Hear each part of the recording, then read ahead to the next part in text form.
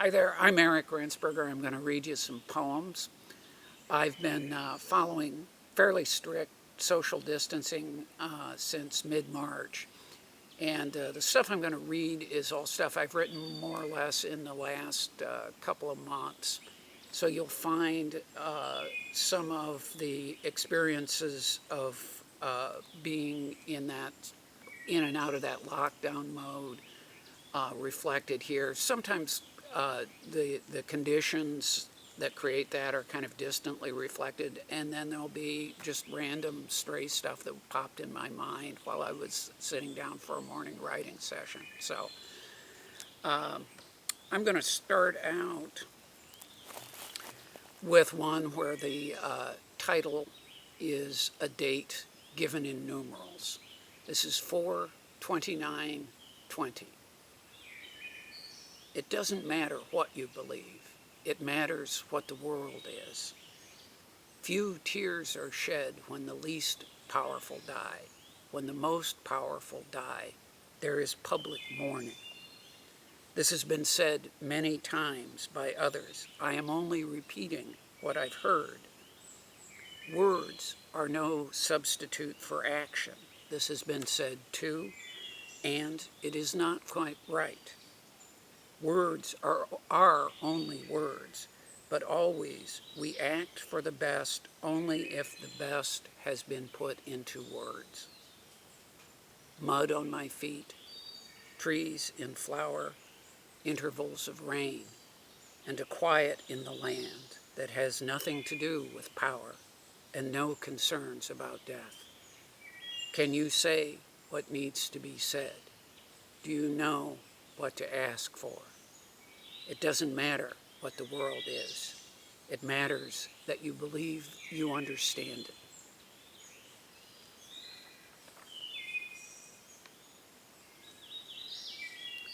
Worship. Those Greeks at the tombs of their heroes, with grain cradled in their arms and their cattle stepping forward towards the knives, were offering their sacrifices and prayers at a tomb, not a temple, because that was where a hero's help was needed, at a place near death.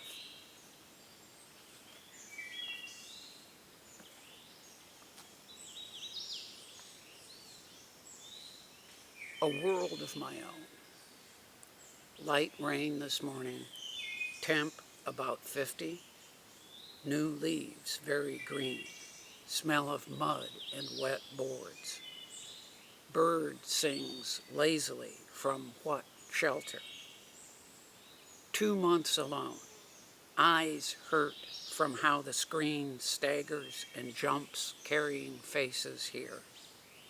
It's a strain to follow the sense of voices cutting in and out. If this is all we have, is it comfort enough? Maybe. It's not the world ending, it's just us. The rain is rain as before. Tree, bird, mud, the same. And here we are, with promises, fears, and cares, same as before. Nothing over yet.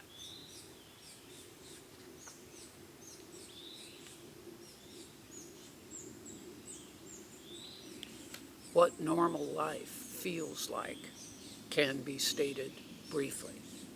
Nothing like this. I clip my nails, and I'm abnormally interested in the process. I warm food to eat, and while it's heating up, I stand there seeming to stare at it, but really my mind is far away in two directions. One where everything gets worse, sadder, scarier, angrier, more helpless. And the other, a memory of a green, warm day. I went about my business with everybody else, a day I remember as being distinctly boring. Now, my preferred definition of normal.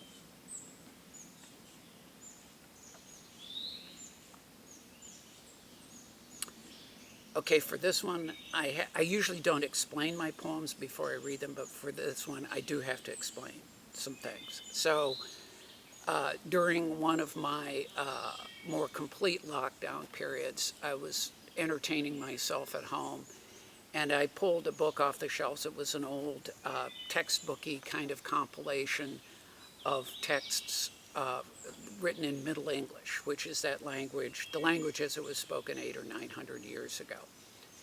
And so it makes for an interesting kind of puzzle kind of way of passing the time. You have to look up unfamiliar words, and the grammar's strange, and you have to sort of translate it into modern English. I realized as I was reading this one thing, like, oh, here's a little nubbin for a poem. I can make a little poem out of this. And it's from a thing called the Peterborough Chronicle, which was a set of annals that a bunch of monks kept, where they would make an entry every year summarizing the events of that year. And then they hit a year where, because the high and mighty, kind of lost their grip on how to govern the place, things like really fell apart badly, and there was 20 years of political chaos and danger, and nobody had the time, could spare the time to write. So 20 years later, somebody picks up a pen, resumes the chronicle, and has to begin with a summary of, okay, this is what's happened, and this is how it all started. So so that's kind of what the source material that this came from.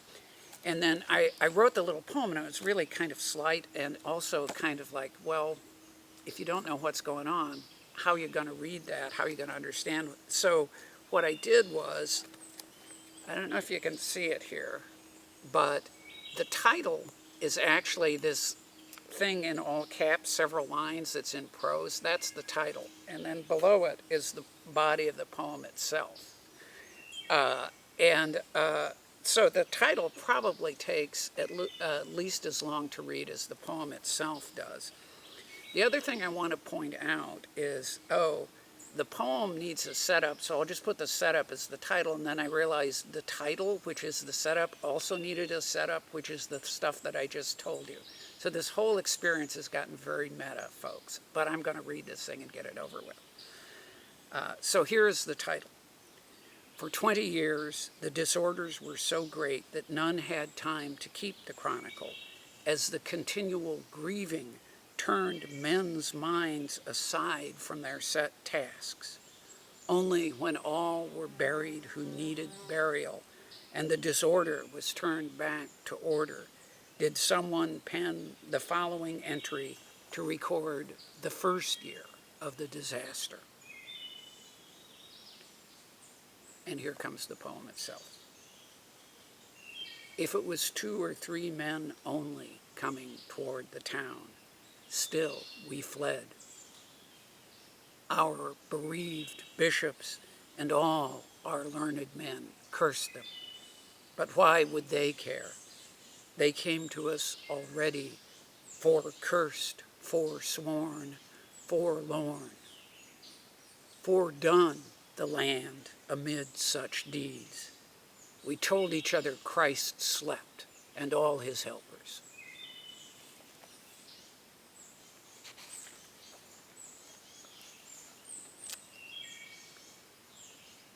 Bright blue. There on the gravel, a butterfly sits on a pebble to fan its wings. Open, they are a gem, bright blue, amongst the stones. But when folded, nothing, just another shadow. Can't sip nectar from a stone, I say to it, well-intentioned, but my words mean nothing to it. And surely I am mistaken to scold. We are creatures of different orders, different worlds almost, and without doubt it does what it does for the best and can't explain it to me. I stare with full attention. The butterfly gem is given a place in my mind. I will recall some winter day of the future, this summer sight, and the memory will warm me. Does it remember yesterday? Does it remember having caterpillar feet? I sit and watch it with memory and language for my wings. My wings, not bright blue or fannable, but my wings.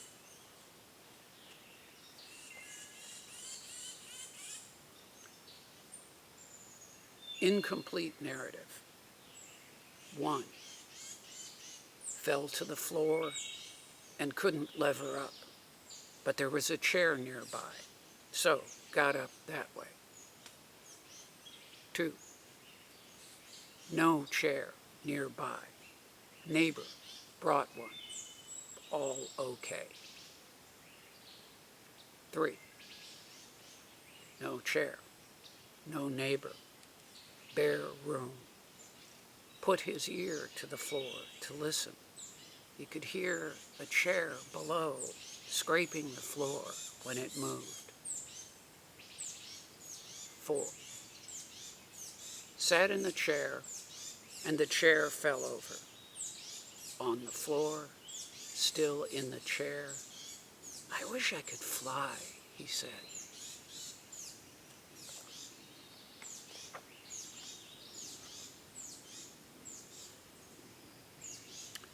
He looks when he visits.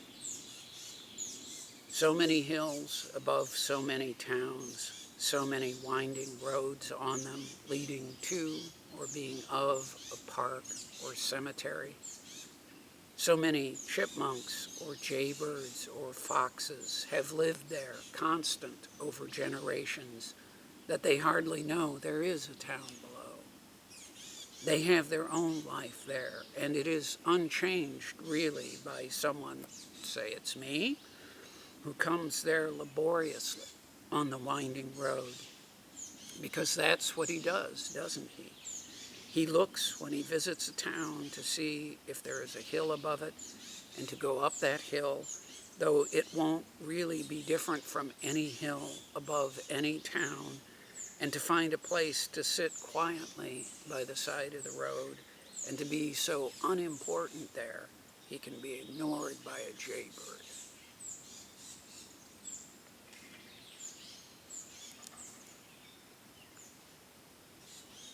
The center of my life. The center of my life is not here. It is away. It has been ever and always away. I'm not complaining. It's the same for everyone. The center of my life is distant but imaginable, so you can never forget that you are away from it. We try to replace the center with religion, politics, drinking, obsessive learning, love of family. This last one is especially effective until you reflect that there is another family out there, also yours, but you don't know each other. The center of your family could be anyone you pass, or it could be one amongst the crowds of people centuries past, or perhaps you are a genetic sport, and you will have no true relatives until the same mutation appears randomly at some point in the unfathomable depths of the future. That one difference from others that makes you the same as one or several who will live hence afterwards, for whom you will be only a trace of bone chips and dust under a rock.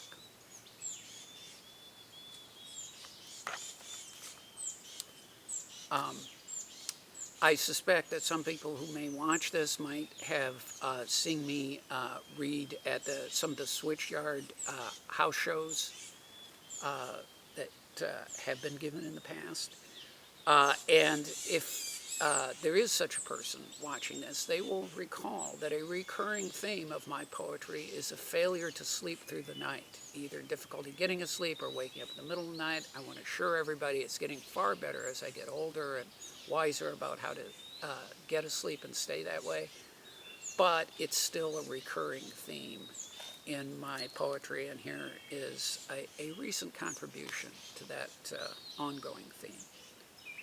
3 steps to take now. 1.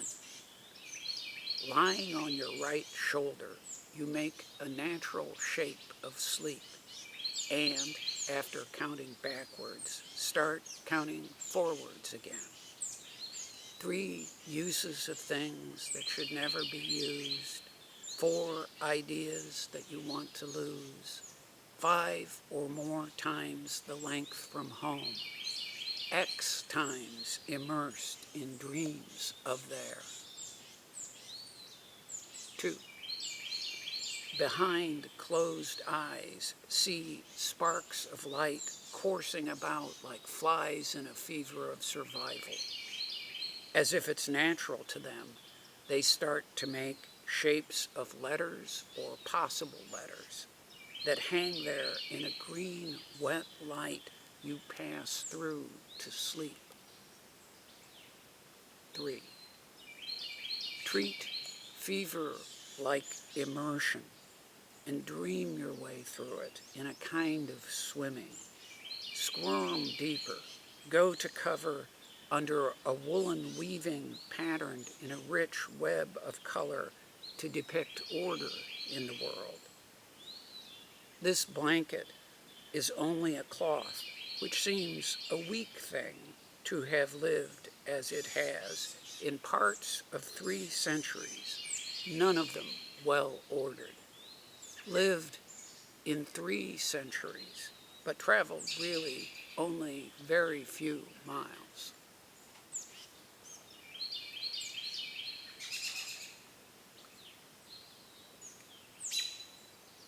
Which first drops? 1 step into the rain and knew all I needed to know about it. Didn't step back. Daylight washed downstream, dusk pulled along behind. Further behind is me, listening to that cry coming from that tree. Something is always crying from this time of day. The outside of rain is desert. The inside is where I am. And inside the inside is that old ocean from which first drop of life you made yourself.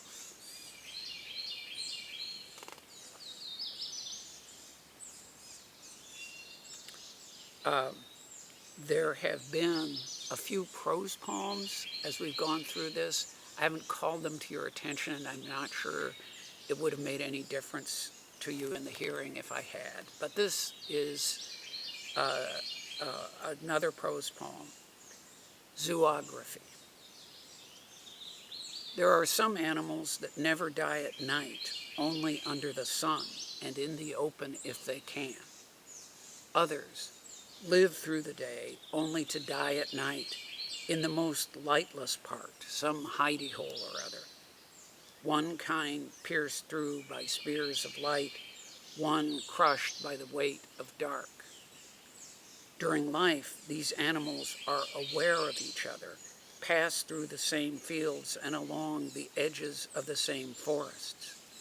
But neither is either predator or prey to the other. It's easy for them to pass each other by, nose bouncing up occasionally to test the wind. Each animal is to the other only a fact, not a relevant fact.